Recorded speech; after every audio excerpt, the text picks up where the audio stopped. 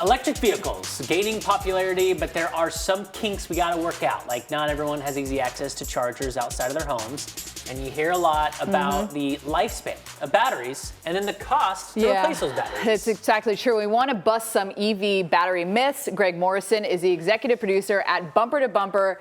TV.com to join us, and we really are thankful you're here to bust up these myths, because most drivers are told their EV battery can last up to 20 years. True or not true? It depends upon how often they recycle it. And what you have to understand with EV batteries, you've heard the expression unintended consequences. Well, with EV batteries, the auto industry and the mobility industry is discovering unintended benefits. Originally, these batteries were planned to last 3 to 5, 7 years.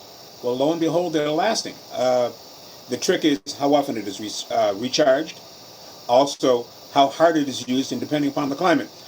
For example, in the desert Southwest, batteries will have a shorter life, but in places like Alaska or International Falls, Minnesota, they'll have another shorter life because of the cold. But in the temperate states in between, they'll last for a while. So can we go back real quick about the idea of, you said how often it's charged? Is there kind of a general rule? What's better? Do you want it to drain all the way and charge all the way, or just keep it full? What would give us the best lasting scenario?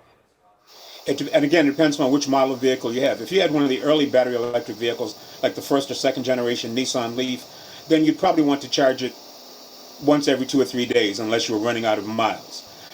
With the newer batteries, they're being developed so that the cycles are developed to hold a charge longer, because they're using different technology with lithium instead of the traditional nickel metal hydride.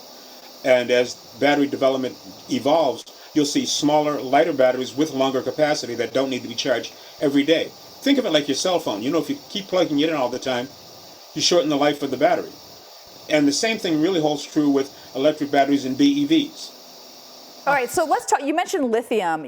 Mining it is not exactly the most eco-friendly thing. Do you anticipate other options coming available, or are there any other options available now? Well, there are some automakers in the Middle East, specifically India, that are working with aluminum as the primary component in their batteries. Cobalt is also a critical component in EVs. So the trick is finding that balance between the traditional lithium-heavy configuration to using some of these other earth metals that are more plentiful and don't create as much of an environmental problem. Now, one of the things that we touched on earlier, these batteries are lasting longer. So the auto industry is finding that, yes, as it transitions to BEVs, battery electric vehicles, they may not need as much of the same raw material, but they've got to look not just 5 years down the line, they've got to look 10 to 15 years down the line for their supply, because as they transition away from fossil fuels, you've got to have something to make these vehicles stop and go. True. I mean, when we look at some of the components outside the batteries for a second, and we look at general maintenance when it comes to maintaining an EV vehicle versus a combustion vehicle, obviously we have oil changes and making sure the fluids are right. But for an EV vehicle, is it expensive? Not as expensive initially, because your basic change there is going to be tires. EV vehicles have instant torque. They tend to go through tires faster until drivers really learn how to feather the accelerator. You're going to have washer fluid, obviously. Right. Your air conditioning may need to be checked from time to time, but it's not dependent on an internal combustion engine to keep it going. So if those costs are down, the big cost will come going down the line as the batteries get to a point like I'm not getting as much charge out of it, when you have to take it in for maintenance, and that requires a clean room and someone who understands how to diagnose one bad cell in a battery pack.